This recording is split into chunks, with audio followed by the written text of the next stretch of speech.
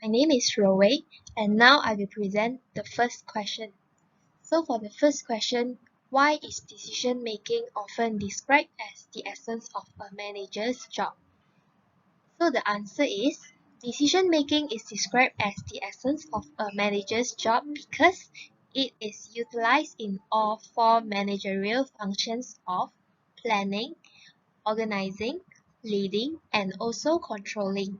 So these four managerial functions of all managers have the potential to affect others whether how big or small decisions are made.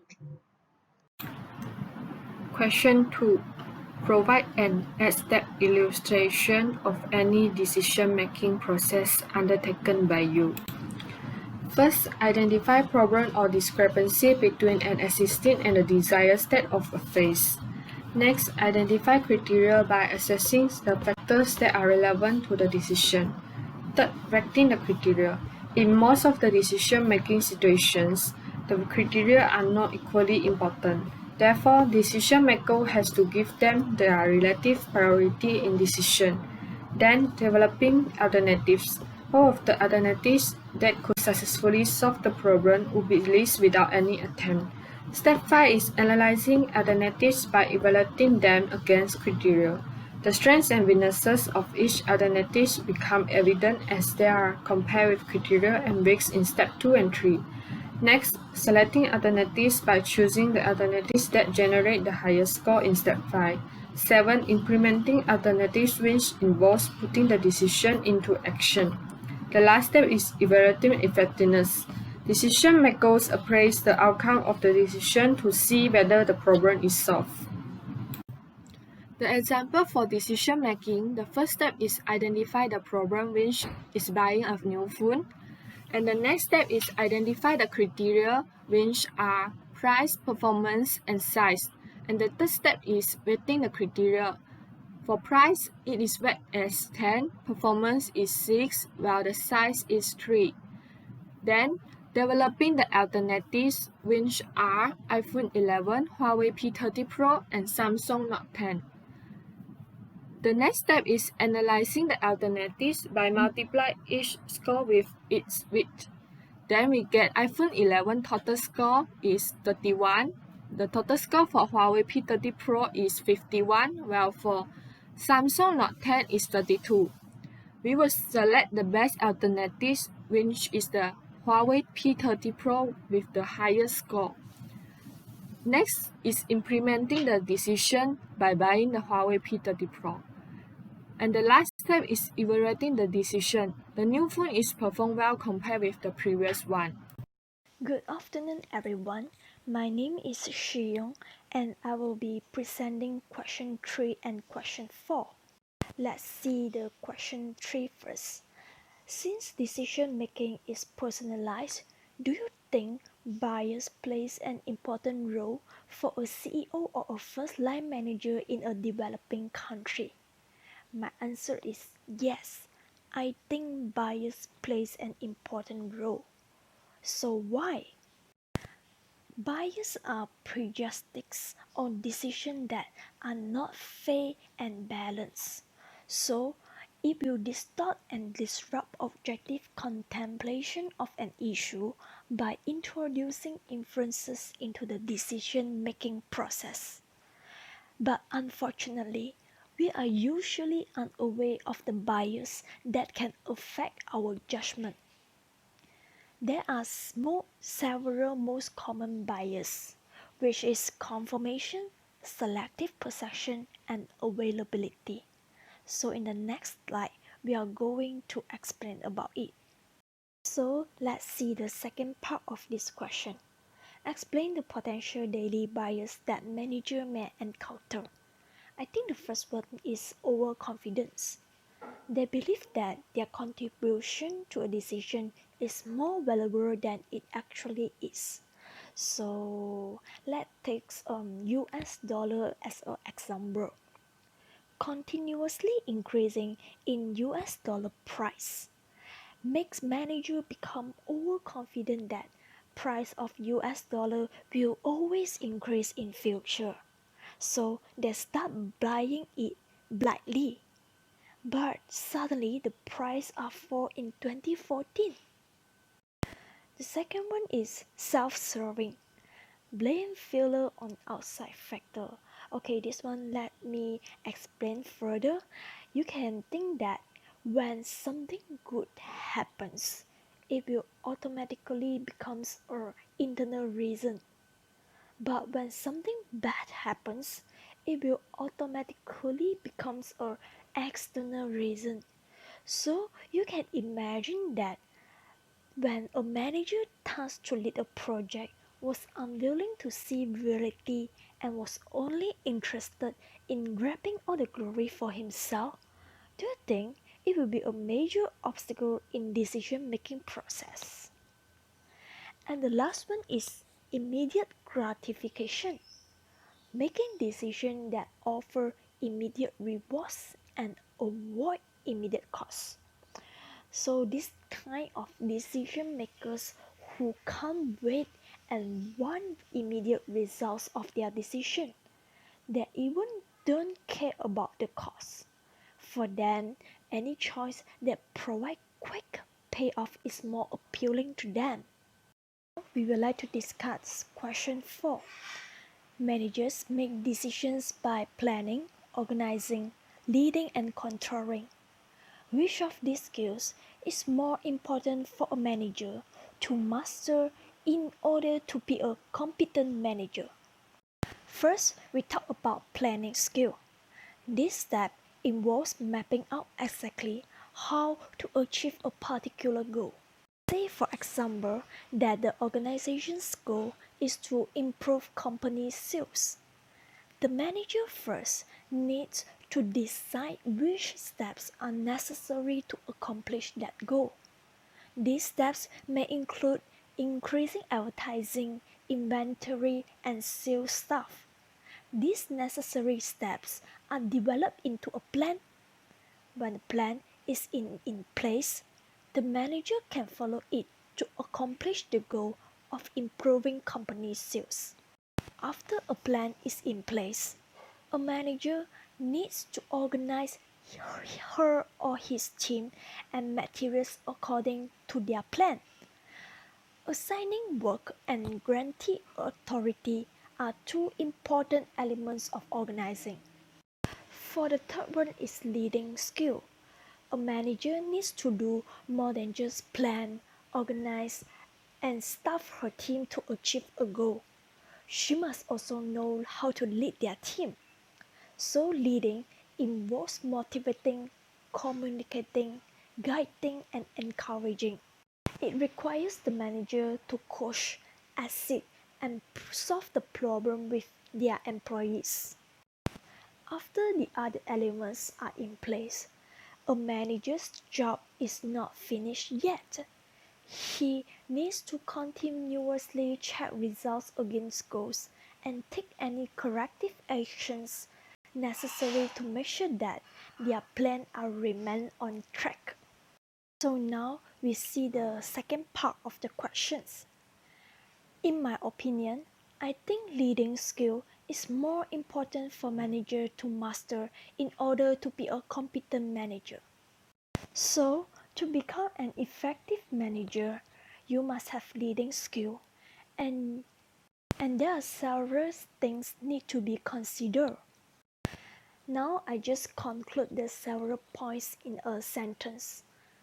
Vision will help you provide direction, set priorities and give you a marker against which the manager and their teammates perform can be measured. The manager cannot possibly be competent in every area without being engaged in the team. So, the leader must know how each member and the team as a whole in order to bring them all together and create a process that is open, productive, and promotes confidence. Again, the team leader must understand the team's vision and clearly define the goal to guarantee success and member loyalty. Question 5. What is intuitive decision making? In your opinion, when is this method best used? What are the major drawbacks of this managerial decision-making style? Intuitive decision-making means making decisions on the basis of experience, feelings, and accumulated judgment. There are 5 different aspects of intuitions, which are: first, experience-based decision. Managers make decisions based on their past experiences. Second, affect-initiated decisions. Managers make decisions based on feelings and or emotion. Third, cognitive-based decisions. Managers make decisions based on skills, knowledge, and training. Fourth, subconscious mental processing. Managers use data from subconscious mind to help them make decisions. Last, value or ethic-based decision. Manager make decisions based on ethical values or culture. When is this method best used? First, use it to complement, not replace, other decision-making approach.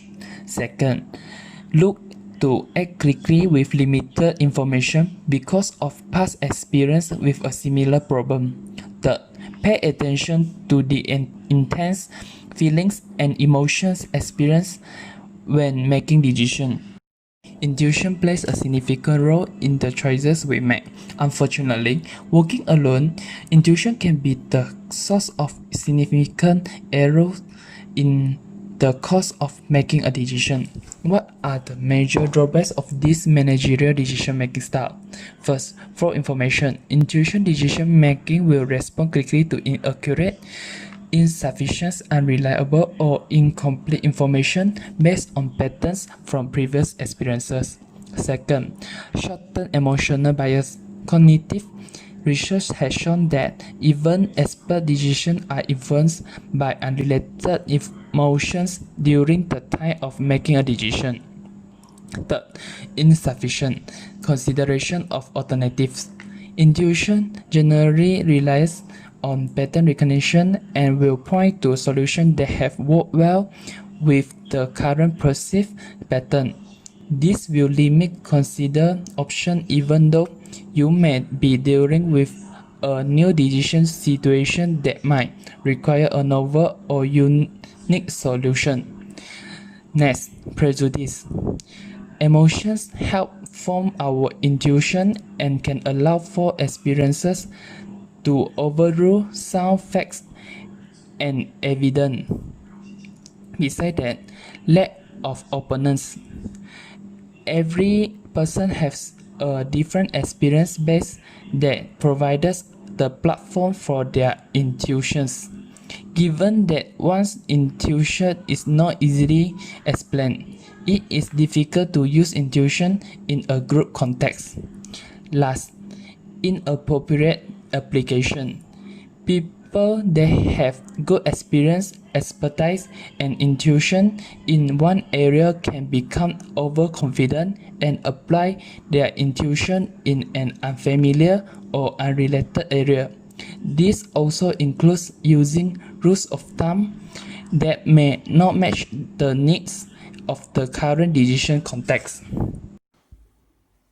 Herbert A. Simon started work on bounded rationality and satisficing because of his hypothesis, which indicated that people had limited ability to grasp the present and anticipate the future. Discuss the problem associated with making decisions using the rational model. Most of the issue and limitation associated with rational choice result from falling short of the ideal prescribed in the full rational decision-making model. Here are 3 areas that generate much of the concern. First and foremost, limits of human capabilities. The limits on our human ability to gather, process, and understand all the information needed to optimize a decision outcome make it impractical to meet the ideal except in very constrained or simple situations.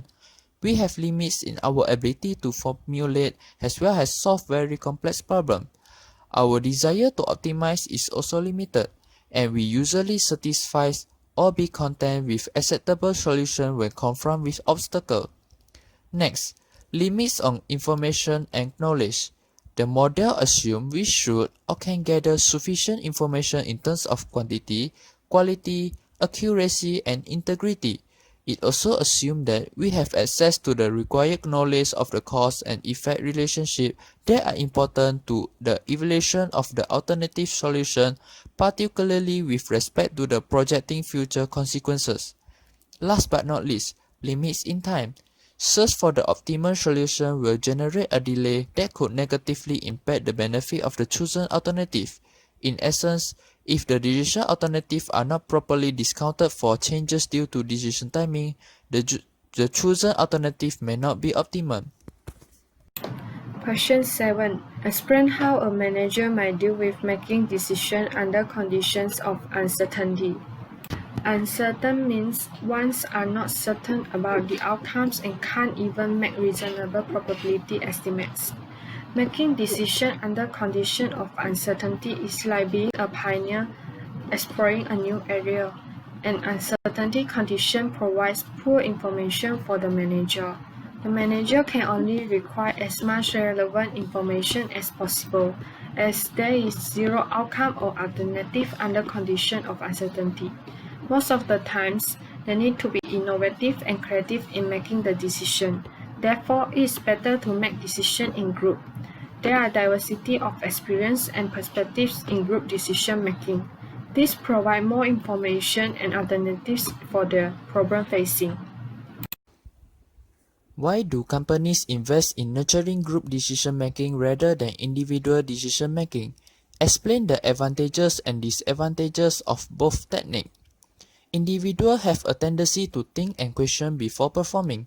This is fruitful in analysis and forecasting of individuals' behavior. Individual decision making has certain pros and cons. Individual decision making can save time, money, and energy. An individual generally make prompt and logical decisions, while a group is dominated by various people, making decision making very time consuming. Moreover, assembling group members consume a lot of time. Next, individual decision making make accountability is easier to determine. Individuals do not escape responsibilities. They are accountable for their act and performance. While in a group, it is not easy to hold any one person accountable for a wrong decision. Besides that, individual decisions are more focused and rational as compared to a group. However, individual decision making has some disadvantages. One of it is fewer ideas. A group has potential of collecting more and full information compared to an individual while making decision. Next, an individual while making any decision use his own intuition and views, while a group has many members, so many views and many approaches and hence better decision making. Individual decision making also can make identify the best individual can be challenging because a group discover hidden talent and competency of employee of an organization more easier. Group decision making, also known as collaborative decision making, is a situation faced where individuals collectively make a choice from the alternative before them. This is because all the individuals and social group process such as social influence contribute to the outcome. Have you ever heard, 2 heads are better than 1? The more the merrier? Yes, this is the positive aspect of the group decision making. One of the advantages of group decision making is more information. A group is better equipped as far as information is concerned, while an individual cannot have all the information that is available to a group as it consists of several individuals. Besides that, group decision making has diversity of view. This is because a group always has the advantages of varied views. A group always has more than one member, and since every member is unique, there is bound to be a variety in their views also. This is also the reason why there are varied approaches to solving a problem. As group decisions tend to cover a greater area, they provide a better insight for decision making. Group decision making has greater acceptability. The views expressed by a group have more acceptance than those for an individual. This is because the decisions are not imposed, but are part of a larger consensus or general agreement. A group decision is automatically assumed to be more democratic and the decision of an individual can be perceived as being autocratic or dictatorial. Group decision-making encourages pupil participation. A group usually provides a platform for people to present their idea. Group dynamic is more likely to draw out participation from people who may otherwise be hesitant to talk or interact. It encourages people to take an initiative as they feel part of the decision-making process. Usually, there is no individual onus or burden in the event of failure, which makes it easier for people to come up with suggestions and solutions to problems.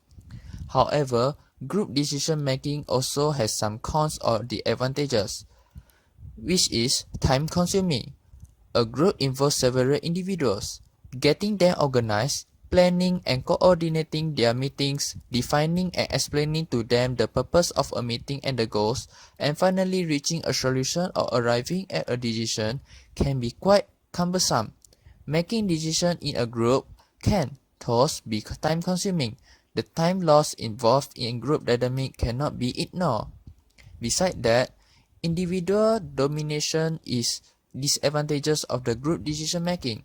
Quite often, discussions in a group are dominated by a few members. Although a group discussion means a collective discussion, some people usually manage to usurp or draw to them a positive of informal leadership owing to their personality or style of participation. This position can also be because of the position held within the organization or simply because of self-confidence generated by previous experience. Sometimes only a few individuals dominate and the others fade away in a group, thereby defeating the very purpose of group discussion. Groupthink or pressure to conform also one of the advantages of group decision-making. One of the greatest inhibitor of effective group decision-making, which is groupthink, is a psychological phenomenon that occurs within a group of people in which the desire for harmony or conformity result in an irrational or dysfunctional decision-making outcome.